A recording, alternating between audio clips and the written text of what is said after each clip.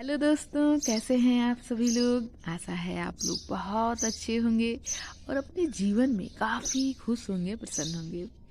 तो दोस्तों, स्वागत है आप सभी का आपके अपने ही चैनल जिसका नाम है ज्ञान मंत्र, और जहां हम लोग करते हैं कुछ ज्ञान की बातें। प्यारे दोस्तों, यथार्थ गीता को पढ़ने के क्रम में हमने लगभग 2 चैप्टर पढ़े हैं। दूसरा चैप्टर अभी चल ही रहा है, उसमें कुछ श्लोक दिए हुए हैं जिसको हम लोग पढ़ रहे हैं। तो दोस्तों, शुरू करते हैं आज का वीडियो और देखते हैं कि यथार्थ गीता का यह ज्ञान हमें किस लेवल पर पहुंचाता है। तो चलिए दोस्तों, शुरू करते हैं।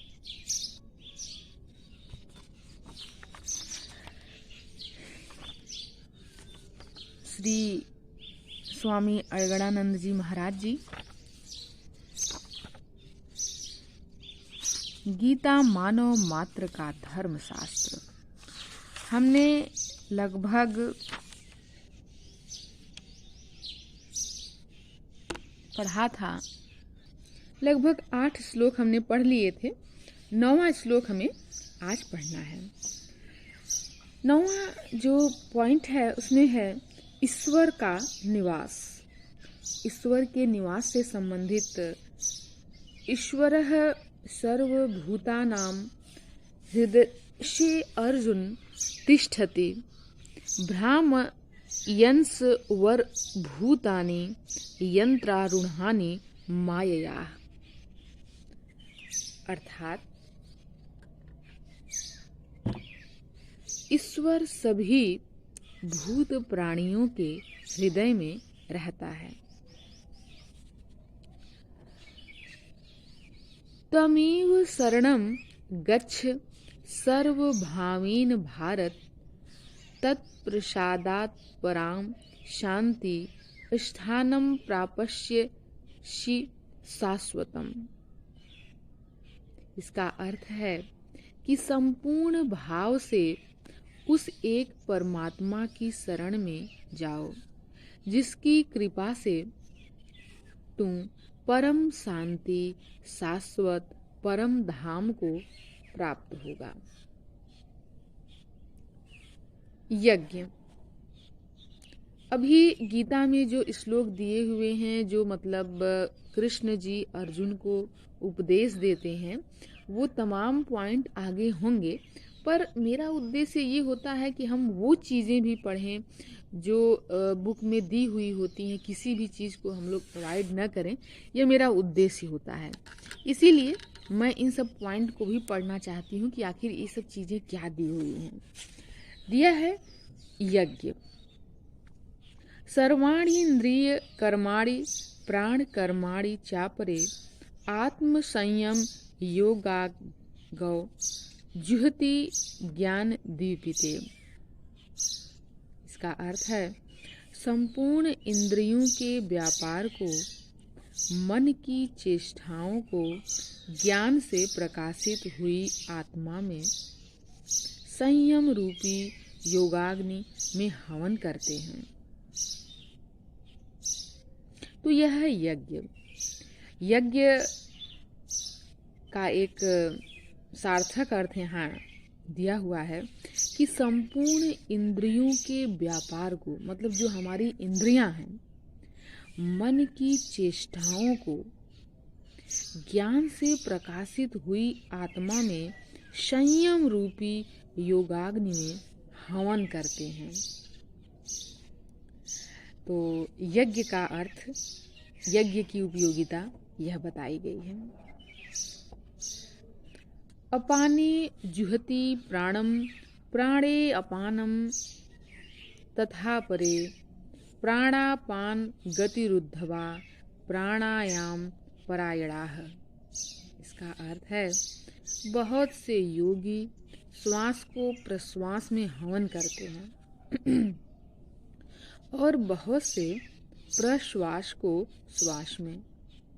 इससे उन्नत अवस्था होने पर अन्य श्वास प्रश्वास की गति रोककर प्राणायाम परायण हो जाते हैं।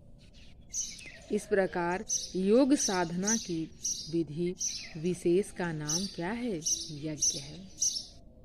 यह यज्ञ, उस यज्ञ को कार्य रूप देना ही कर्म है।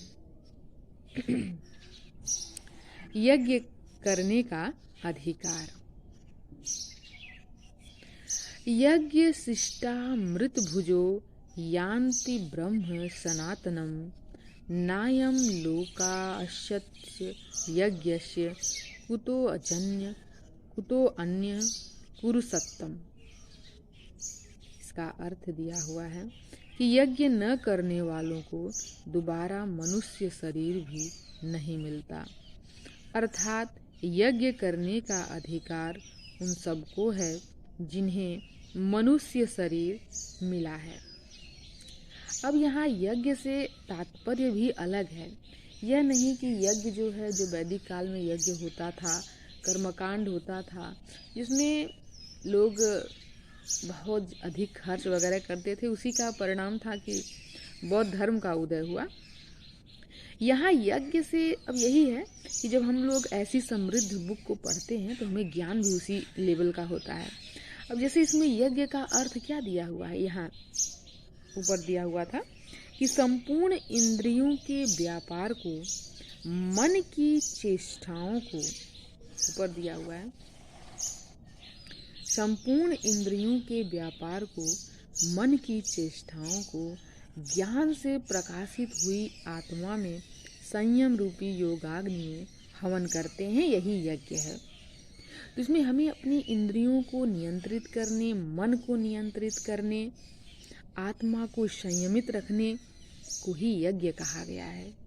तो अब नीचे ये कहा जा रहा है कि यज्ञ जो है, यज्ञ न करने वालों को दोबारा मनुष्य शरीर भी नहीं मिलता, अर्थात जो चीज़ें हैं, इंद्रियों को संयमित रखना, मन को संयमित रखना, आत्मा को संयम में रखना, ये प्रक्रिया न करने वालों को मनुष्य शरीर नहीं मिलता, अर्थात यज्ञ करने का अधिकार उन सबको है जिन्हें मनुष्य शरीर मिला है। तो यही है कि हम जब ऐसी बुक का अध्ययन करते हैं तो हमें तमाम जानकारियाँ, तमाम ज्ञान प्राप्त होता है। बस ज़रूरत है हमें धैर्य रखकर पढ़ने की। यही धैर्य जिसके अंदर आ जाता है वही उस लेवल तक पहुंच भी पाता है, और इसीलिए हमें धैर्य से गीता का अध्ययन करना है, यह हमारा संकल्प है। ईश्वर देखा जा सकता है। भक्त्या त्वन्यासक्य अहमेवं विधो अर्जुन ज्ञातुं द्रष्टुं च तत्वेन प्रवेष्टुं च परन्तप। इसका अर्थ है कि अनन्य भक्ति के द्वारा मैं प्रत्यक्ष देखने, जानने तथा प्रवेश करने के लिए भी सुलभ हूँ। तो ईश्वर ऐसा कह रहे हैं कि अनन्य भक्ति के द्वारा, मतलब जब भक्ति अनन्य हो तो मैं प्रत्यक्ष दिख भी सकता हूँ, मुझे जान भी सकते हैं तथा प्रवेश करने के लिए मैं सुलभ हूँ। आश्चर्यवत् पश्यति कश्चिदेन माश्चर्यवदति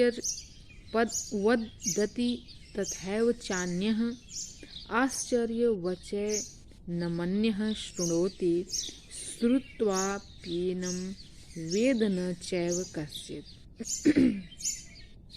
अर्थात इस अविनाशी आत्मा को कोई विरला ही आश्चर्य की तरह देखता है, अर्थात यह प्रत्यक्ष दर्शन है।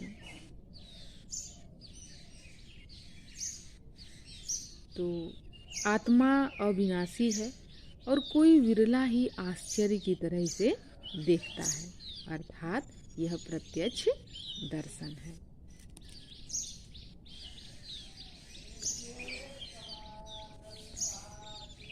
आत्मा ही सत्य है, सनातन है।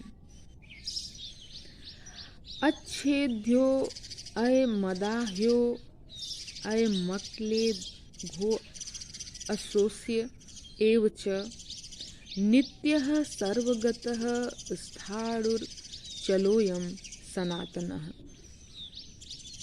इसका अर्थ है कि यह आत्मा सर्वव्यापक, अचल, स्थिर रहने वाला और सनातन है। आत्मा ही सत्य है। आत्मा ही सत्य है। विधाता और उससे उत्पन्न सृष्टि नश्वर है। आ ब्रह्म भुवनालोकाः पुनरावर्तिनो अर्जुन मामुपेत्य तु कौन्तेय पुनर्जन्म न विद्यते। ब्रह्म और उससे निर्मित सृष्टि, देवता और दानव दुखों की खान, क्षणभंगुर और नश्वर है।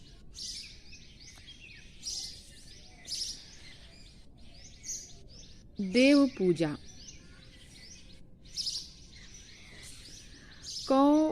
कामैस्तै हृत ज्ञानाः प्रपद्यन्ते अन्य देवताः तं तं नियममास्थाय प्रकृत्या नियताः स्वया।